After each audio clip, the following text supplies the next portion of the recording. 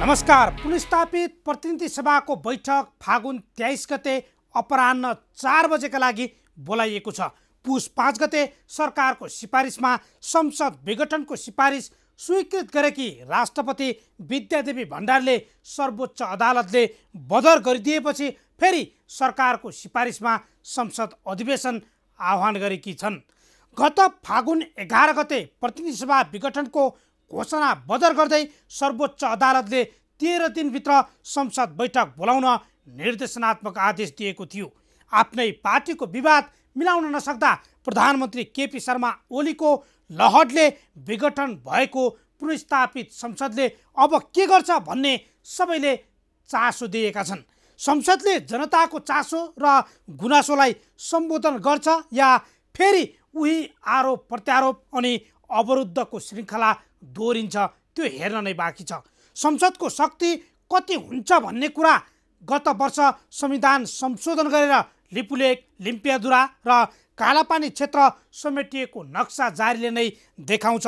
यति शक्तिशाली संसदले विगतमा जनताका मुद्दा नभेटाएर आधा दर्जन अधिवेशनमा रणभुल्लमा परेर बितायो। संसदले देश र जनताका मुद्दा पहिचान गर्न नसक्नु नै ठुलो विडम्बना भएको थियो। संविधानले नै परिकल्पना गरेको समाजवादमा जाने बाटो कस्तो हुन्छ, कसरी जाने भन्ने कुरा संसदले कहिल्यै व्याख्या गर्न सकेन।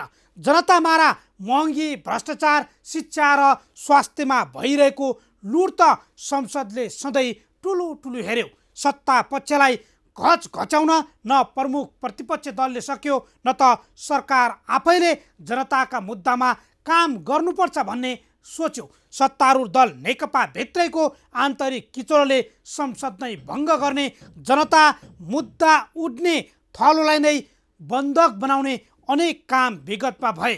अब पनि 2 महिनापछि पुनर्जीवित पाएको संसदले आफूलाई साँच्चीकै अब्बल बनाउँछ कि सत्ताको घृणित खेल किन बेचमै आफूलाई सीमित राख्छ भन्ने कुरा भविष्यले नै बताउला। विगतको आधारमा विश्लेषण गर्ने हो भने यो संसदले नेपाली जनताका लागि केही दिएको छैन। जनताको एजेन्डामा त्यति कुनै छलफल भएका छैनन्। संसदले आफ्नो शक्ति चिन्यो भने त्यसले गर्ने प्रत्येक निर्णय महत्त्वपूर्ण हुनेछन्। सार्वजनिक वित्तमा जोड घटाउको आकलन गर्न थालिएको छ। जोड्ने र घटाउने काम बारम्बार भइरहने हुनाले 98 पुगेको गोटी सर्पले खाइदिएर कतिखेर 2 मा झर्छ भन्ने कुरा पत्तो हुँदैन। संविधानकै कुरा गर्ने हो भने संसद देशको सबैभन्दा शक्तिशाली निर्वाचित संस्था हो। संसदको काम विधेयकहरू मात्रै पारित गर्ने होइन, देशको भविष्य फैसला गर्ने पनि हो। प्रधानमन्त्री नियुक्ति गर्ने र हटाउने संसदको सामान्य प्रक्रिया हो। तर यही बहानामा शक्तिशाली संसदलाई फेरि पनि बन्धक नबनाइनुहोस्। आउन सुरु गरौँ आम जनताले बेहोरेको समस्या, अभाव र सरकारी सेवा सुविधाको झन्झट समाधानको सारथी बन्ने कार्यक्रम जनताको इजलास। म बालकृष्ण शर्मा। कार्यक्रमको सुरुवातमा हेरौँ यो झलक।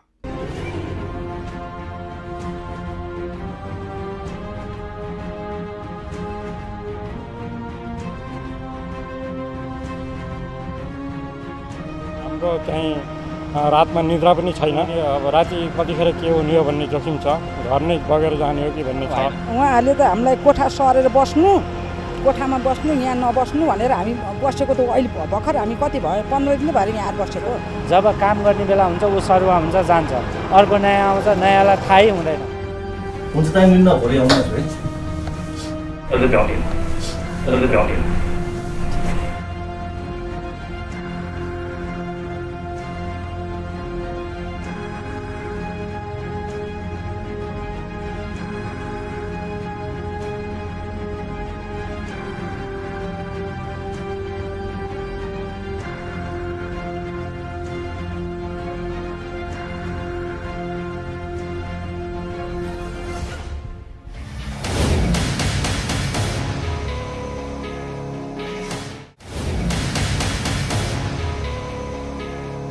स्वागत छ कार्यक्रम जनताको इजलासमा। आज हामी काठमाडौँ चक्रपथ सुधार आयोजनाको लापरवाहीले घरबास नै उठ्ने अवस्थामा पुगेका स्थानीयको गुनासो र आयोजना प्रमुख अर्जुन सुवालले हामीसँग भाग्दै दिएको गैर जिम्मेवारी अभिव्यक्ति समेटिएको रिपोर्ट फोहोर सङ्कलनका लागि काठमाडौँ उपत्यकामा भइरहेको तछाड मछाड र टोलै पिच्छे बनाइने कम्पनीबारेको पहिलो श्रृङ्खला, वैदेशिक रोजगारमा श्रम मन्त्री गौरीशङ्कर चौधरीको बढ्दो प्रभावले निम्त्याएको प्रश्न र वैदेशिक रोजगार विभागका महानिर्देशक कुमार प्रसाद दाहालसँग गरिएको संवादसहित उपस्थित भएका छौँ। तपाईसँग पनि कुनै समस्या र गुनासो भए हामीलाई टिपाउन वा पठाउन सक्नुहुनेछ। तपाईँका गुनासा र समस्यालाई हामी कार्यक्रममा उच्च प्राथमिकता दिनेछौँ।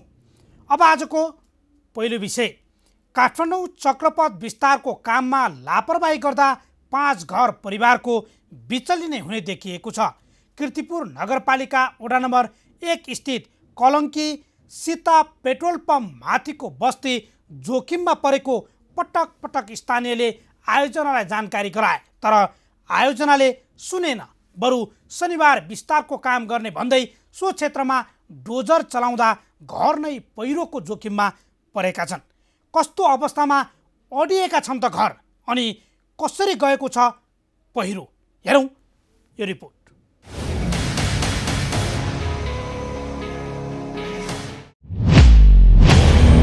चक्रपथ विस्तारले बस्तीकै उठिबास।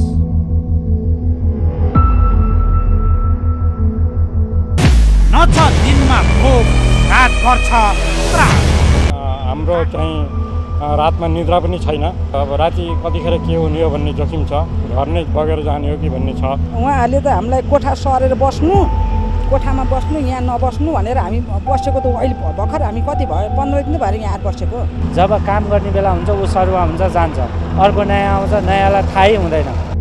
काठमाडौँ चक्रपथ सुधार आयोजनाको निरन्तरको खेलवाड, जवाब माग्दा हाकिमकै भयो भागाभाग। हुन्छ टाइम लिन्न भोलि आउनुहोस् है।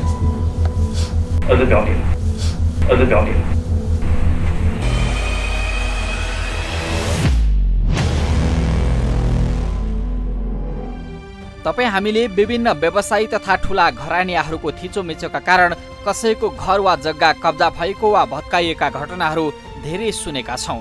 तर काठमाडौँको कलङ्की खसीबजार क्षेत्रमा भने सरकारकै कारण कतिपय स्थानीयको घरबास उठ्ने अवस्था आएको छ। काठमाडौँ चक्रपथ सुधार आयोजनाले कोरिडोर सडक बनाउँदा सिङ्गो बस्ती नै जोखिममा परेको यी दृश्यहरू हेरौँ।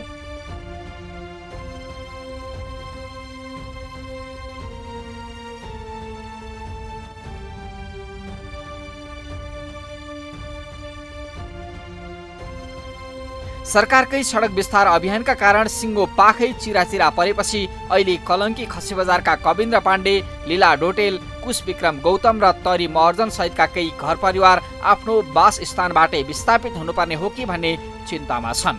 कीर्तिपुर नगरपालिका वडा नम्बर 1 स्थित कलङ्की सीता पेट्रोल पम्प माथिको यो बस्तीको समस्या अहिले भर्खरै मात्र सुरु भएको होइन।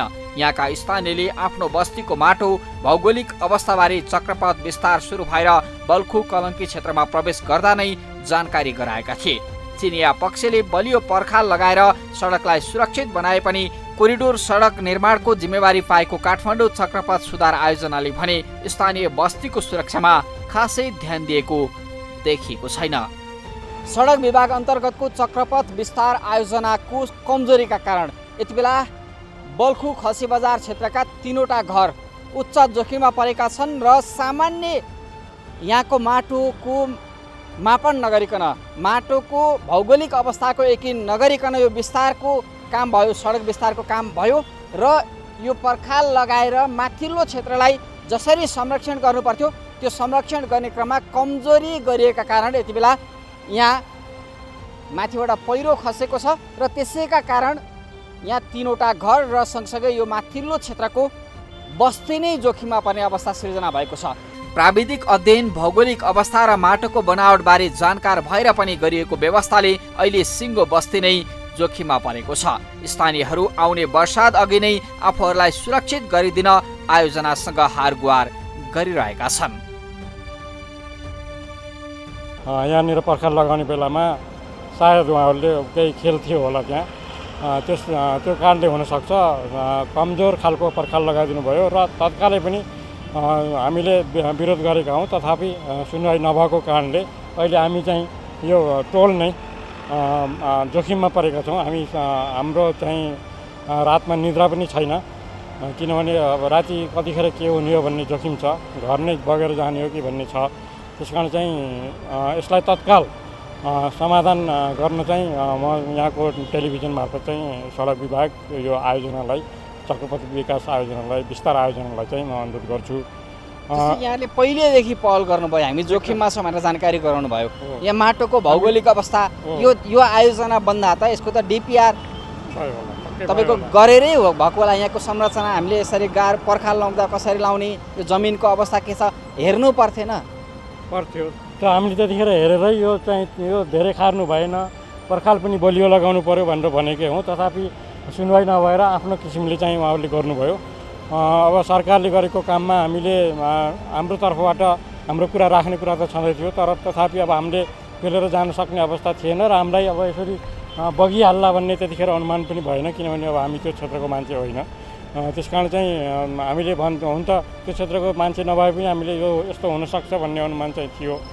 त्यो भएरै हामीले चाहिँ त्यतिखेर नै विरोध गरेका थियौँ।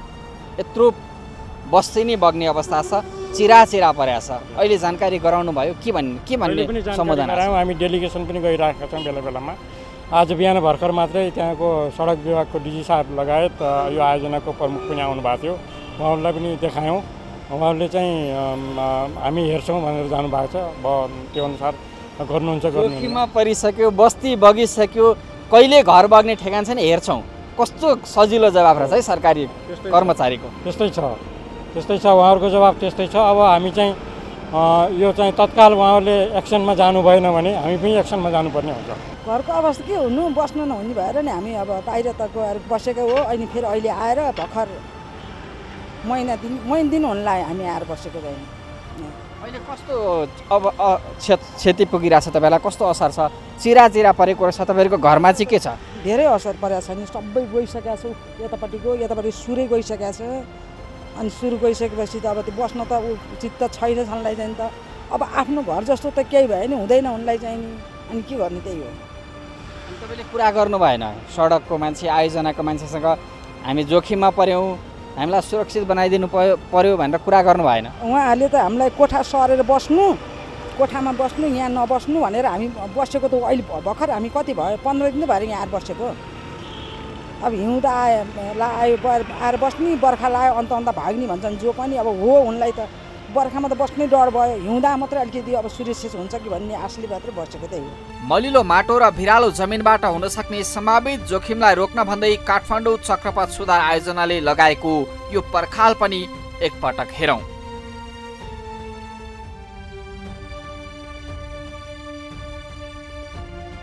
यही कमजोरीले अहिले स्थानीयलाई त्रासमा बस्न बाध्य बनाएको छ भने आयोजनाको कामको भारसँगै लागत बढ्ने देखिएको छ। सडक पूर्वाधारको विकासलाई सहयोग गर्ने तर आफूहरूको बस्ती सुरक्षित हुनुपर्ने माग राख्ने कलङ्की खसी बजारका स्थानीयको मागमाथि किन आयोजनाले व्यवस्था गरिरह्यो? के सरकार आफ्ना नागरिकको घरवास र जीवधनको सुरक्षामा जिम्मेवार बन्नु पर्दैन? कुनै पनि विकास निर्माणको आयोजना गर्दा विस्तृत अध्ययनको डिपिआर सँगसँगै वातावरण प्रभाव मूल्याङ्कन गरिन्छ। यो चक्रपथ विस्तार आयोजनामा पनि त्यो नगरिने भन्ने कुरै थिएन, किनकि यो ठुलो परियोजना थियो। चिनिया सहयोग थियो, चिनिया प्राविधिकहरू आएका थिए। तर थुप्रै स्थानहरूमा त्यहाँको वातावरण हेरेर, त्यहाँको भौगोलिक अवस्था हेरेर त्यही अनुसारको संरचना बनाइयो। तर कलङ्कीको यो खसी बजार क्षेत्रमा थाहा पाएर पनि यहाँको भौगोलिक अवस्था अनुसारको संरचना नबनाउँदा यहाँका स्थानीय त जोखिममा परेका छन् नै, सरकारको थप बजेट खर्च हुने अवस्था सृजना भएको छ। हामी यहाँको स्थलगत वस्तुस्थिति पनि देखाउँछौँ, यहाँलाई देखाइरहेका छौँ। यो जमिन पुरै चिरा परेको छ। जमिन मात्रै होइन, यो जमिनभन्दा केही मासतिर रहेको बस्ती समेत घर फुट्ने, वाल फुट्ने, विभिन्न संरचना चर्किने, भत्किने अवस्था सृजना भएको छ। यो कसैका कारण होइन, हामीले विस्तृत अध्ययन नगर्दा र अध्ययन गरेर आएको रिपोर्टलाई समेत खेलाँची गर्दाको परिणाम यहाँका स्थानीय जोखिममा परेका छन् भने सरकारले थप खर्च गर्न बाध्य भएको छ। यहाँको स्थलगत वास्तविकता पनि देखाउँछौँ।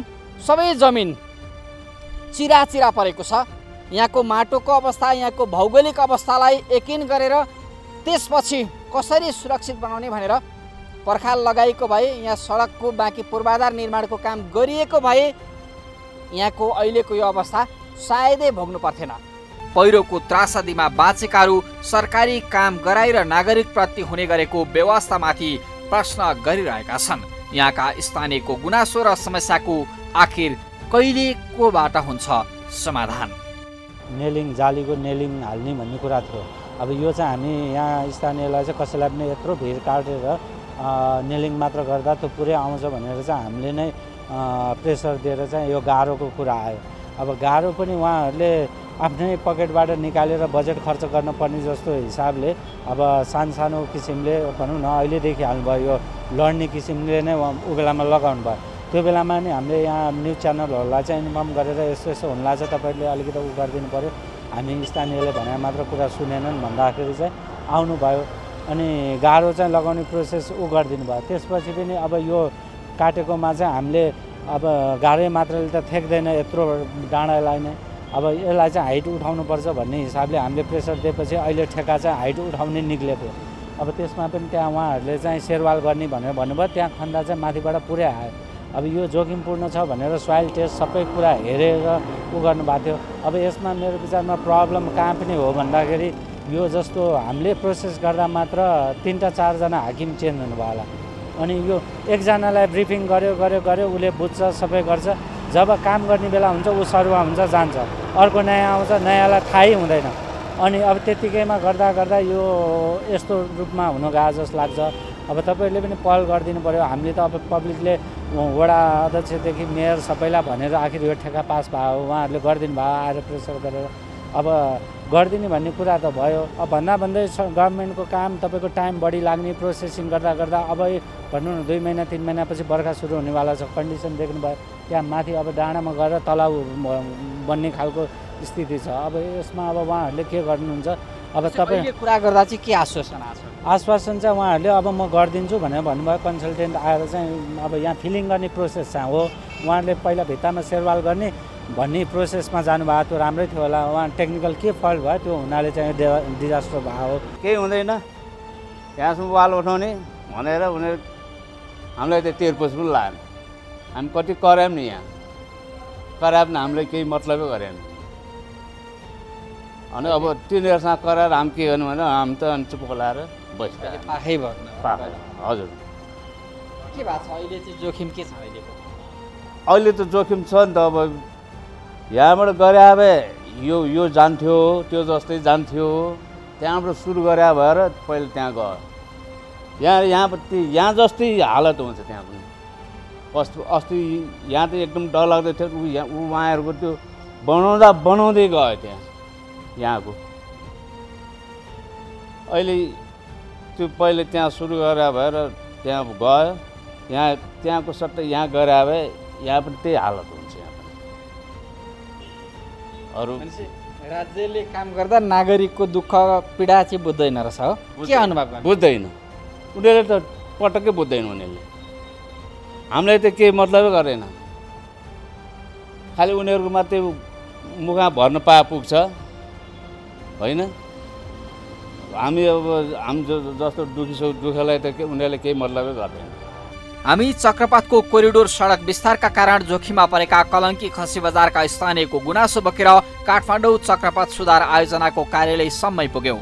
एकान्त कुनास्थित कार्यालयमा पुग्दा मिटिङमा जानु छ, भ्याउँदिन, भोलि समय लिएर आउनुहोस् भन्दै आयोजना प्रमुख अर्जुन सुवालले हामीसँग भाग्दै दिएको यो गैर जिम्मेवार जवाफ पनि सुनौ। जस्तै एउटा केस रहेछ त्यहाँ यो खसी बजारको होइन, हुन्छ टाइम लिनु न, भोलि आउनुहोस् है। अझै भ्याउँदिन।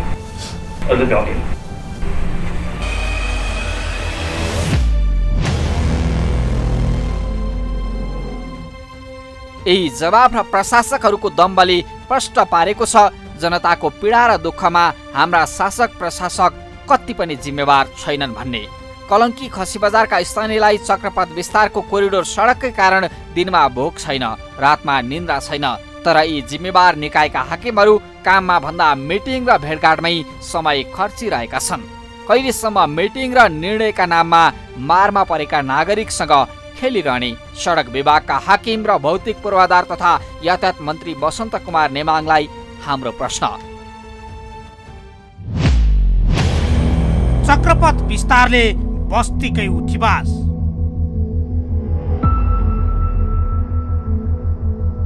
न छ दिनमा भोक, रातभर छ त्रास। हाम्रो चाहिँ रातमा निद्रा पनि छैन। अब राति कतिखेर के हुने हो भन्ने जोखिम छ। घर नै बगेर जाने हो कि भन्ने छ। उहाँहरूले त हामीलाई कोठा सरेर बस्नु, कोठामा बस्नु, यहाँ नबस्नु भनेर हामी बसेको त अहिले भर्खर हामी कति भयो 15 दिन भयो यहाँ बसेको। जब काम गर्ने बेला हुन्छ ऊ सरुवा हुन्छ जान्छ, अर्को नयाँ आउँछ, नयाँलाई थाहै हुँदैन। काठमाडौँ चक्रपथ सुधार आयोजनाको निरन्तरको खेलवाड। जवाब माग्दा हाकिमकै भयो भागाभाग। हुन्छ टाइम लिन्न भोलि आउनुहोस् है। अझै भ्याउँदिन।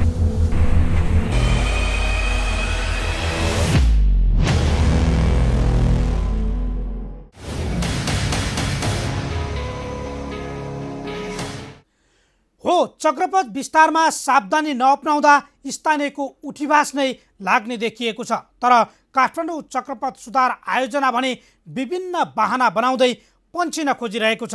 उनीहरूको समस्या बोकेर हामी आयोजना पुग्दा प्रमुख अर्जुन सुवालले देखाएको व्यवहारले बदनियत नै भएको देखिएको छ। सभ्य र नम्र भाषामा अर्को दिन आउनु भन्न सकिन्थ्यो, तर सुवाल दम्ब देखाउँदै कर्मचारीको पुरानै शैली देखाइरहेका छन्। हामी यति भन्छौँ, सर्वसाधारणको सम्पत्ति सुरक्षित होस्, उनीहरूको क्षतिपूर्ति सहितको न्याय पाऊ। अब आजको अर्को विषय, फोहोर मैला व्यवस्थापनको अधिकार कानुन त स्थानीय तहलाई दिइएको छ, तर अहिलेसम्म पनि काठमाडौँ उपत्यकाको फोहोर व्यवस्थापन व्यवस्थित हुन सकेको छैन। अभियानका रूपमा सुरु भएको फोहोर व्यवस्थापनकै नाममा 77वटा बढी सङ्घ संस्था जन्मिएका छन्। कहिल्यै समस्या र गुनासोको सम्बोधन नहुने फोहोर व्यवस्थापन आखिर कसरी भइरहेको छ त? हेरौँ यो पहिलो श्रृङ्खला।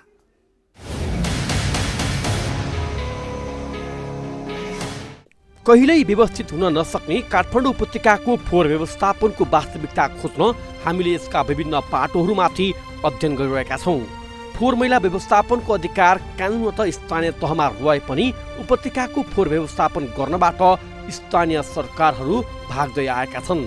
सरकार फोहोरलाई व्यवस्थित गरेर व्यवस्थापन गर्नुपर्ने दायित्वबाट विमुख बन्दा उपत्यकावासीहरू विवेकसँगै फोहोर फाल्न चर्को मूल्य तिर्न बाध्य छन्। अझ कतिपय स्थानमा त दोहोरो पैसा तिर्नु परिरहेको छ। नेप्से मेघले 350 देऊ भन्नुहुन्छ, जबकि असार र श्रावणको चाहिने वडाले उठाइसकेका छ। नेप्से हामी यो कागजले मान्दैनौँ, च्यातेर फालिदिनुहोस्, 350 हामीले चाहियो भनेर भन्नुहुन्छ। र वडाबाट पनि चाहिने प्रत्येक वडाबाट चाहिने प्रत्येक वर्ष 18 देखि 20 लाख निस्किन्छ कि चाहिँ फोहोर मैलाको पैसा सङ्कलन गर्न पाउनु हुँदैन। नगरपालिकाबाट पनि 18 देखि 20 लाख रुपियाँ निकासा गर्ने। सर्वसाधारण सङ्घ पसले सङ्घ पनि चाहिने 350 एकरूपता छैन। जस्तो भुलाङखेनमा 50 रुपियाँ लिन्छ, कहीँ लिँदैन, कहीँ 350, कहीँ 450, 500 के हो? एकरूपता के हो? दुई ठाउँमा तिर्नुपर्छ भन्नाले नगरपालिका अगाडि भन्छ। नगरपालिकासँग त्यत्रो अब नगरपालिकाको गाडी पहिले सञ्चालन गरेको थियो, नगरपालिकाले पहिले उठाउन आउँथ्यो आफै। अहिले तपाईँको चाहिँ कहाँ फेरि ठेक्का सेक्का दिएर यहाँ नेप्से म्याक भनेर आएर तपाईँको यहाँ ल ठिकै छ 300 भने हामी 300 खुसीले दिएँ, तर समयमा आउनु पर्यो। समयमा चाहिँ मतलब चाहिँ फोहोरहरू लानु पर्यो, समयमा पनि नआउने। एक त फेरि चाहिँ 300 दिँदाखेरि पनि 350 भने 350 पनि दिएँ। 350 दिँदाखेरि पनि हामीले दसैँको अलग चाहिन्छ, तिहारको अलग चाहिन्छ भनेर मलाई चाहिँ साह्रै दुःख लागिरहेको छ। केही ठुला कम्पनीहरूको मात्रै बाहुल्यता भएको उपत्यकाको फोहोर व्यवस्थापनबाट राम्रो आम्दानी हुने देखेपछि हिजो छिप फोहोरको काम भन्नेहरू नै अहिले कम्पनी र सङ्घ संस्थाका नाममा आफूले कुनै टोल ओडा वा नगरको फोहोर व्यवस्थापन गर्न पाउनुपर्ने भन्दै हानाथाप गरिरहेका छन्। केही स्थानीय तहले सम्झौता गरेर फोहोर व्यवस्थापनको जिम्मेवारी निजी क्षेत्रलाई दिए पनि धेरै स्थानमा निजी कम्पनीले आफू खुसी ग्राहक बनाएर फोहोर व्यवस्थापनका नाममा पैसा सुल्झाएका छन्। उपत्यकाका लाखौं उपभोक्ताले फोहोरको व्यवस्थापनका लागि खर्चिने पैसाको हिस्सा निकै ठुलो छ। उपभोक्ताबाट वार्षिक अर्बौं उठ्ने भएकाले नै हिजो अभियानका रूपमा सुरु भएको फोहोर मैला सङ्कलन र व्यवस्थापन अहिले विभिन्न कम्पनी र संस्थामा रूपान्तरण भएका छन्। हिजो इज्जत र सम्मान नपाइने भन्दै आकर्षण नहुने फोहोर मैलाको व्यवस्थापनमा अहिले राम्रो पारिश्रमिक पाउने भएकाले हजारौं मजदुरहरू जोडिएका छन्। अनि तिनै मजदुरको मेहनतबाट प्राप्त उपलब्धि अहिले केहीका लागि कमाउने अवसर बनेको छ।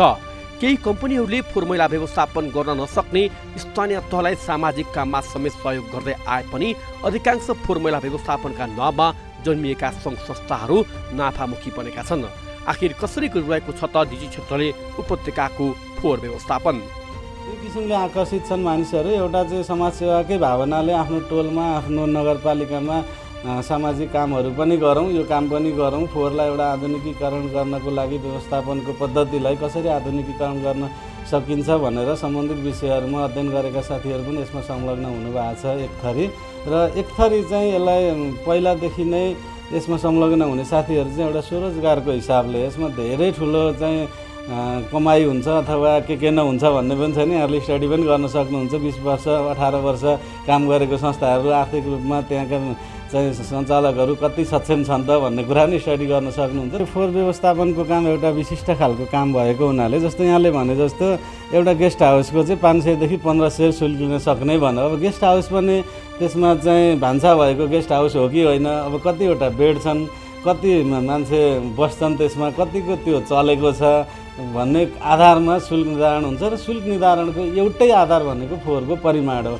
जसले धेरै फोहोर उत्पादन गर्छ उसले धेरै शुल्क तिर्नुपर्छ, जसले कम उत्पादन गर्नेले पनि 450 तिर्नुपर्छ, कम उत्पादन गर्नेले कम तिर्नुपर्छ र उत्पादन नै नगर्नेले शुल्क तिर्नु पर्दैन। हाम्रो त्यो मान्यता छ। कति हो त? अब कम चाहिँ यस्तो छ जस्तो कतिपय घरहरू अथवा कसैले नगरपालिकाले या वडा कार्यालयले फलानु एउटा चाहिँ निम्न वर्गको मान्छे हो अथवा उसले मासिक 200-500 पैसा तिर्न सक्दैन भनेर सिफारिस गर्यो भने त्यो निःशुल्क काम गरेका उदाहरणहरू पनि छन्। हामी निःशुल्क पनि गरिदिन्छौँ।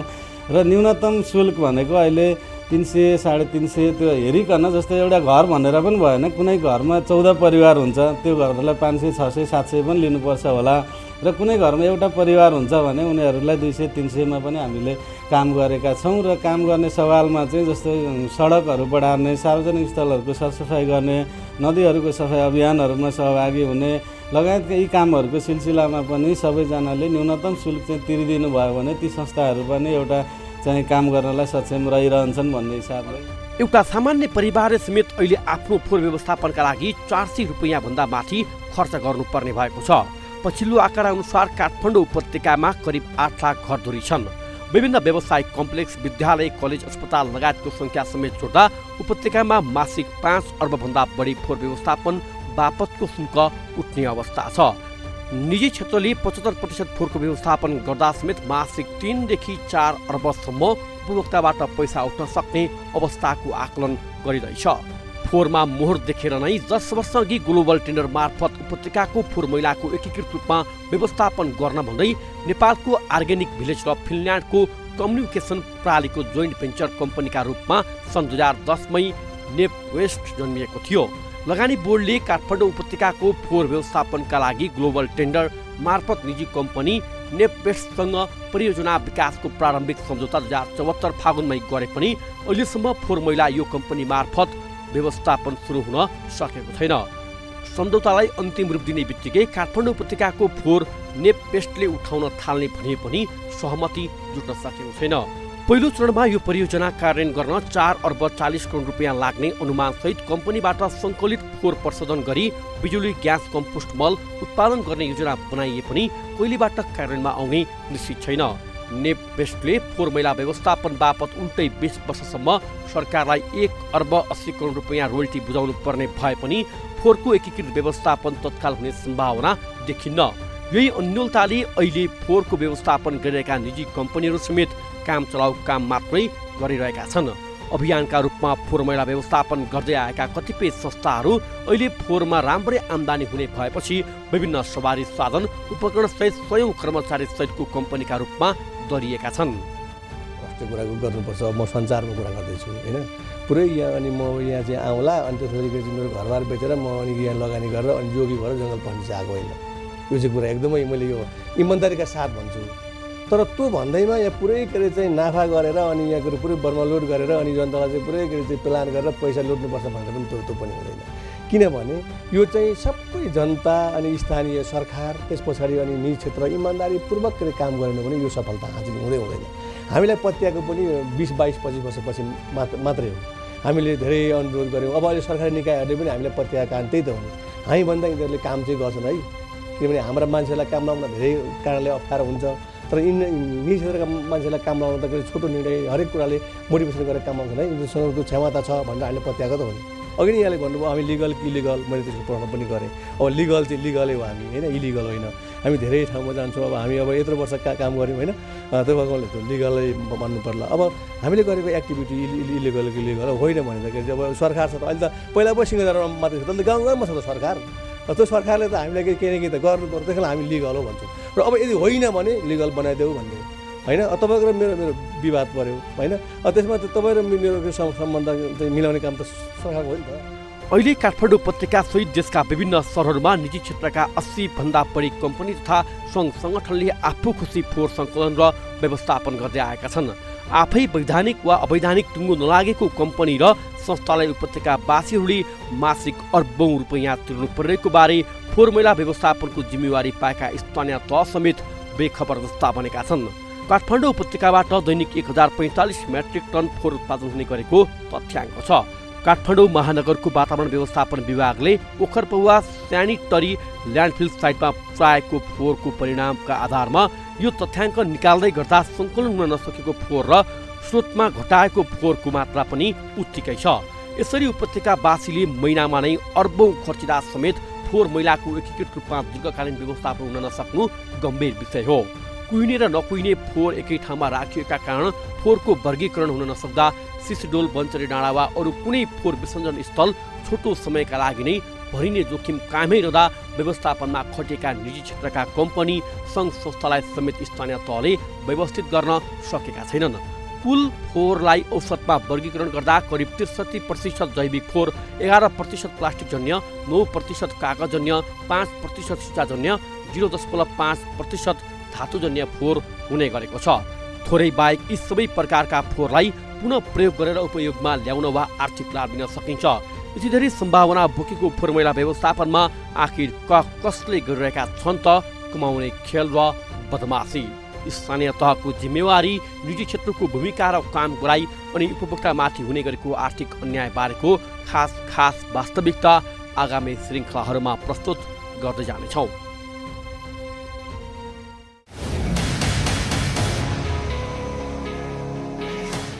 फोहोरमा मोहर खोज्न त्यति सहज छैन। सम्मान र इज्जत नभए पनि व्यवस्थित नभएको मौकामा फोहोरबाट कमाउनेहरूको पनि कमी छैन। विधि पद्धति र दीर्घकालीन व्यवस्थापन बिनै चलेको फोहोरमा चल्ने विभिन्न खेलबारे हामी कार्यक्रममा निरन्तर फलोअप गरिरहनेछौँ। अब एकैछिन विश्रामपछि वैदेशिक रोजगारमा श्रम मन्त्री गौरीशङ्कर चौधरीको बढ्दो प्रभावले निम्त्याएको प्रश्न र वैदेशिक रोजगार विभागका महानिर्देशक कुमार प्रसाद दाहालसँग गरिएको संवाद उपस्थित हुनेछौँ। हामी सँगै रहनुहोला।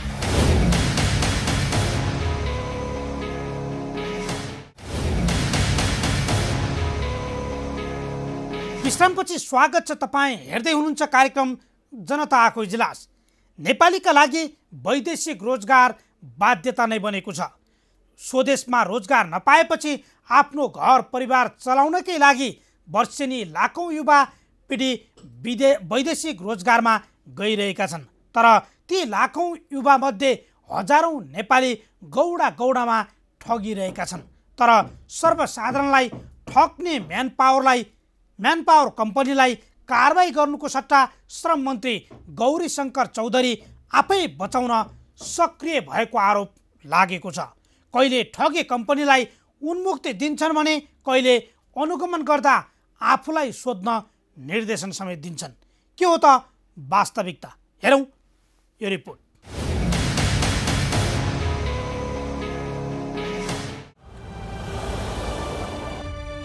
नेकपाका सांसद गौरीशङ्कर चौधरीले ठिक 2 महिना अघि श्रम रोजगार तथा सामाजिक सुरक्षा मन्त्रीको जिम्मेवारी पाए।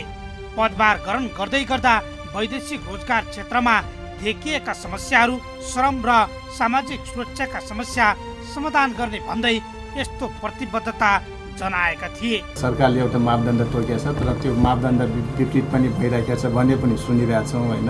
अब यो विषयमा हामीले अब गलत तरिकाले भइरहेछ भने हामी त्यसले कसरी रोक्न सकिन्छ त्यसको बारेमा हामीले छलफल गर्छौँ र त्यो बारेमा कसरी कुन कदम चाल्दा उपयुक्त हुन्छ भनेर हामी जो ठगिनबाट रोकिनुपर्छ भन्ने पनि हाम्रो मान्यता हो होइन।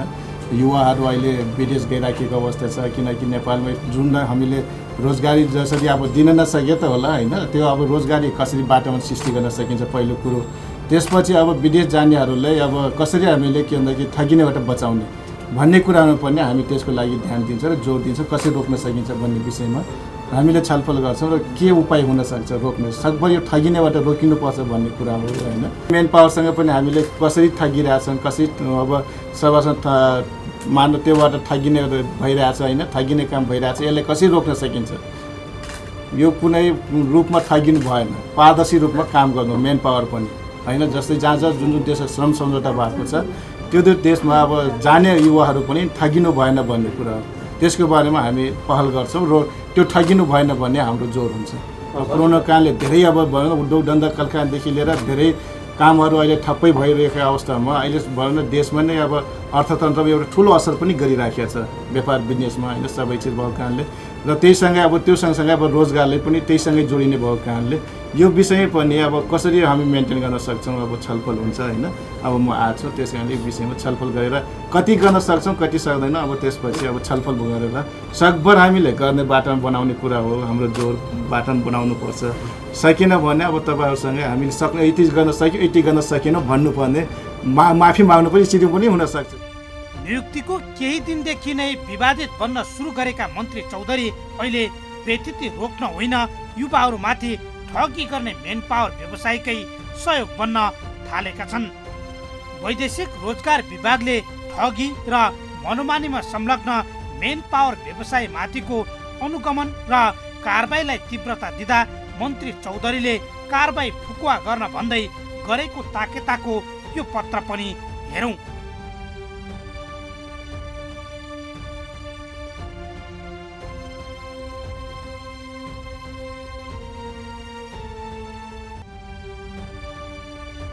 यसले मन्त्री ठगी रोक्न सक्रिय छन् वा वैदेशिक रोजगार क्षेत्रका ठगहरूसँग आर्थिक साटगाट गरेर कमाउन भन्ने आफै छर्लङ्ग पारेको छ। युवाहरूलाई ठगिनबाट रोक्ने, श्रमिकहरूलाई श्रमको मूल्य दिलाउने र सामाजिक सुरक्षाको प्रत्याभूति गराउने प्रतिबद्धता गर्दै मन्त्री बनेका चौधरी अहिले मेन पावर कम्पनीमाथि कारबाही गर्नु अघि मन्त्रालयको अनुमति लिन भन्दै वैदेशिक रोजगार विभागमाथि दबाब दिन सक्रिय बनेका छन्। विभागले ठगी सूचीका मेन पावर माथिको अनुगमन र कारबाहीलाई तीव्रता दिइरहँदा मन्त्रालयसँग अनुमति नलिई मेन पावर कम्पनीमा अनुगमन समेत नगर्न विभागका कर्मचारीलाई दबाब दिने मन्त्रीबाट अब आम नागरिकले कस्तो सेवाको अपेक्षा गर्ने? वैदेशिक रोजगारीमा कामदार पठाउने क्रममा ठगी गर्ने, एन विपरीत पैसा उठाउने, विदेशमा अलपत्र पार्ने र अवैधानिक बाटोबाट कामदार पठाउने मेन पावर कम्पनीमा पीडितको उजुरी र सूचना पुग्दा समेत अनुगमन र कारबाहीमा ढिलाइ भइरहेको गुनासो अझ पनि उस्तै छन्। वैदेशिक रोजगारमा कामदार पठाएर सके जति पैसा असुल्न व्यवसायीसँग श्रम मन्त्री मिलेको आरोप लागिरहँदा मन्त्री चौधरीले कानुन भन्दा बाहिर गएर आफूले कुनै निर्देशन नदिएको दाबी गरिरहेका छन्। पीडितले दिएको सूचनाका आधारमा वैदेशिक रोजगार ऐन अनुसार मेन पावर कम्पनीमा अनुगमन गर्दै आएको विभागले चौतर्फी दबावका बीच अहिले पनि अनुगमन र कारबाहीलाई जारी राखेको छ। विभागले गत भदौ यता 40 वटा भन्दा धेरै मेन पावरमा सूचना पाए लगत्तै छापा हानेको दाबी गरे पनि ठगीको उजुरी गर्नेहरू भने अनुगमन र कारबाही प्रभावकारी नभएको गुनासो गरिरहेका छन्।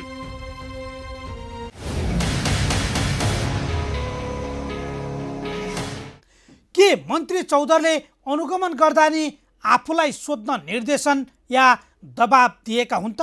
मेन पावर कम्पनीबाट ठगिएका उजुरी बढ्दै गर्दा विभाग के गर्दैछ? यही प्रश्न हामीले वैदेशिक रोजगार विभागका महानिर्देशक कुमार प्रसाद दाहाललाई सोधेका छौँ। हेरौँ अबका क्रममा दाहालको यो जवाब।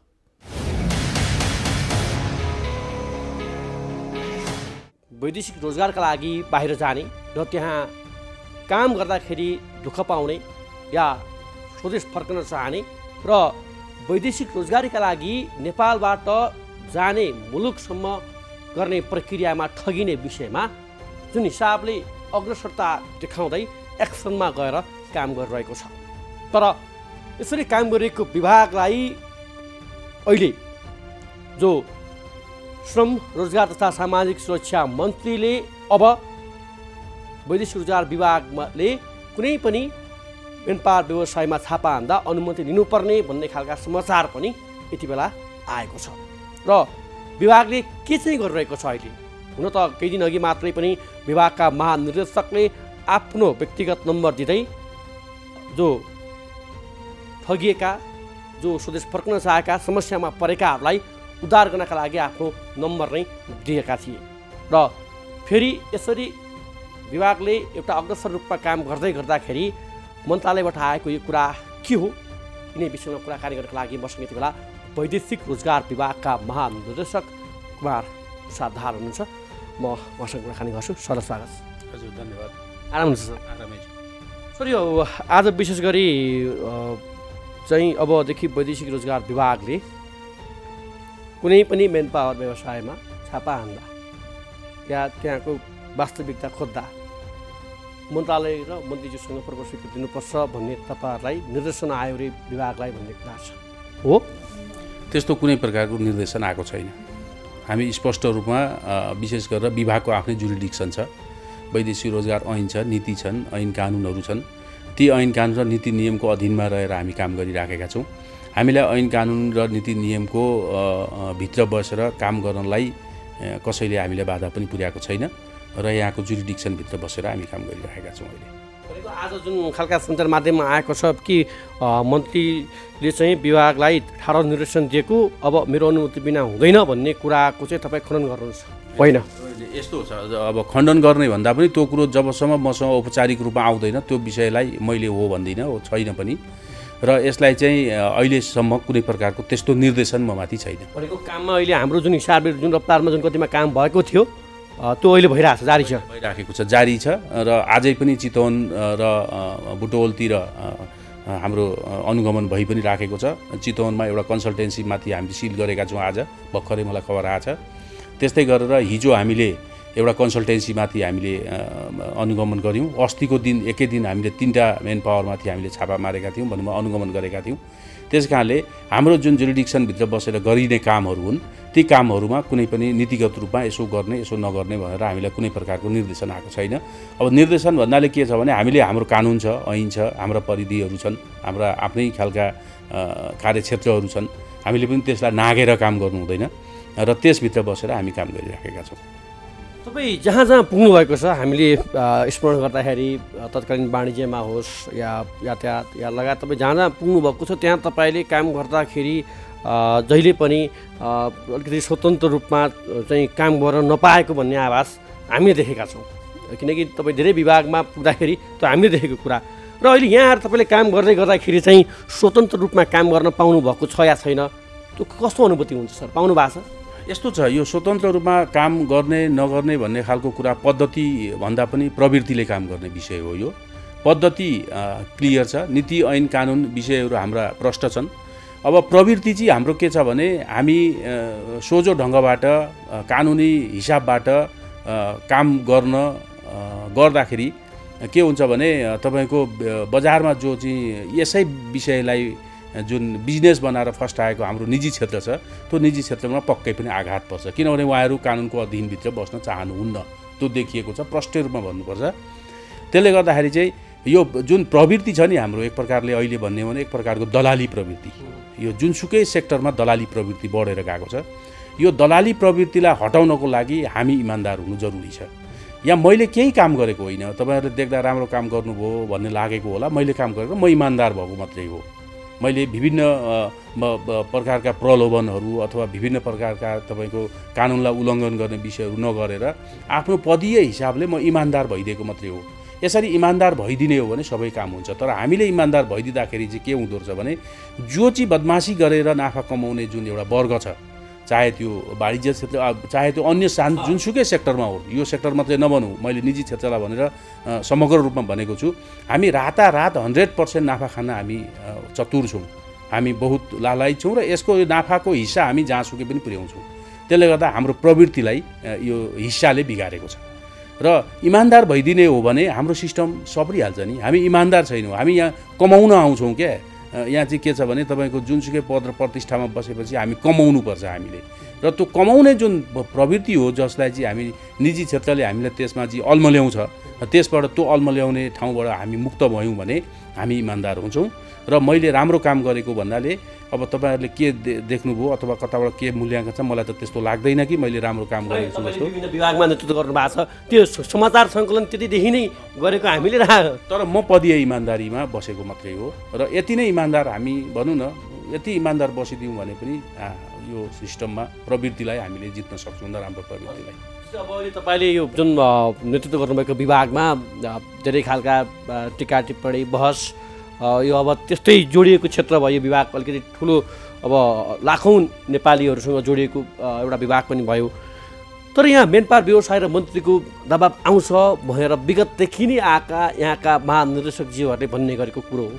यो दबाबले गर्दाखेरि काम गर्न सकेन, पाइएन भन्ने कुरा छ। तपाईँको हकमा के छ? यस्तो छ, के छ भने अब तपाईँले मेन पावर व्यवसायी भनेर जोडी नै दिनुभयो। 854वटा मेन पावर व्यवसायीहरू छन् अहिले सबैलाई। अब केही पात्रहरू, केही मेन पावर व्यवसायीहरू इमान्दार पनि छन्, फेयर रिक्रुटमेन्टमा पनि हुनुहुन्छ उहाँहरूलाई मेरो चाहिँ एकदम बधाई छ, म स्वागत पनि गर्छु, उहाँहरूलाई राम्रो काम गर्दै जानुभएको छ।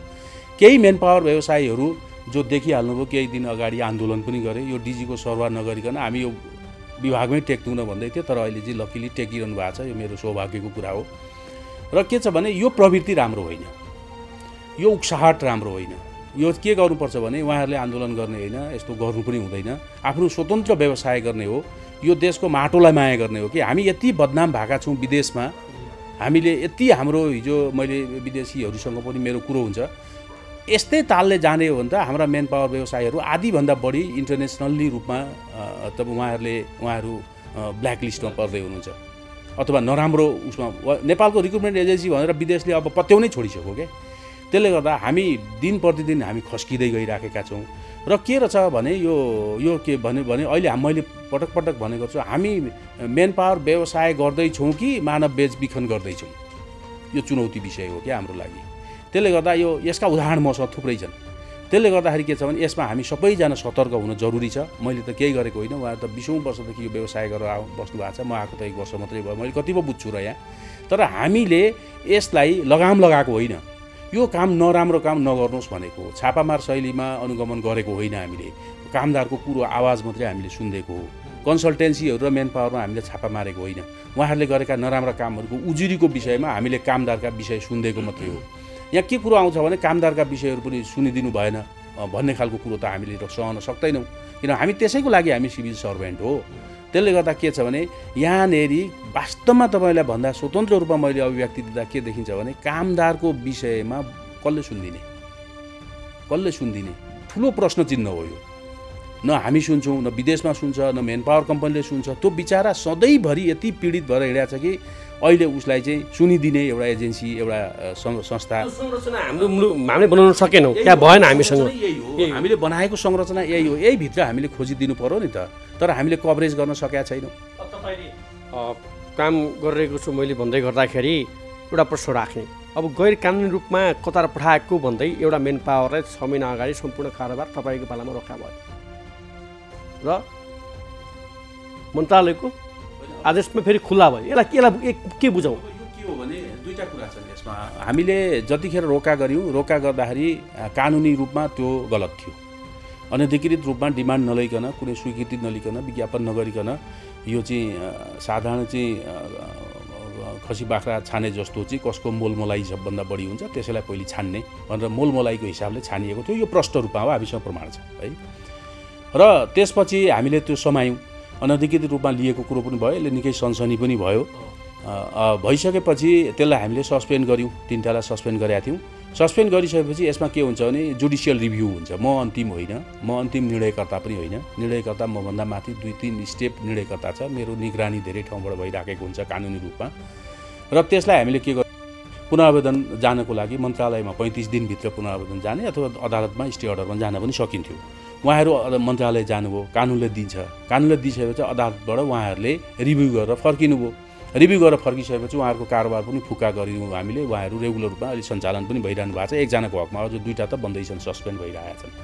भनेदेखि यो विषयमा कानुनी विषय भएको हुनाले र कानुनी जुडिसियल रिभ्यू पनि कानुन बमोजिम नै हुने भएको हुनाले यो विषयमा कानुन बमोजिम नै भएको हो। यसमा मैले भन्नु केही पनि छैन यो विषयमा।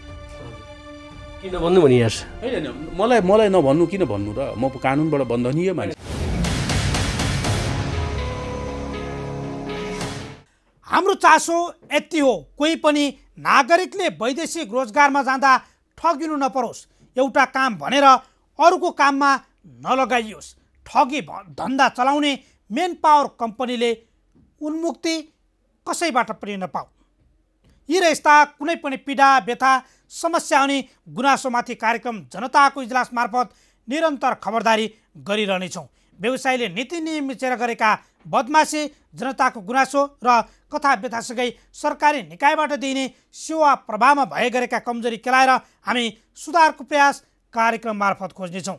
तपाईँ हामीलाई आफूले बेहोरेका समस्या र गुनासो स्क्रिनमा देखाइएको टेलिफोन नम्बर र इमेल ठेगानामा पठाएर समस्या समाधानको साझा आवाज बन्न सक्नुहुनेछ। हौस् त आजका लागि जनताको इजलास यति नै। फरक विषयवस्तु र तपाईँहरूकै गुनासोसहित अर्को कार्यक्रममा पुनः उपस्थित हुनेछौँ। प्राइम टाइम्स टेलिभिजन हेर्दै रहनुहोला।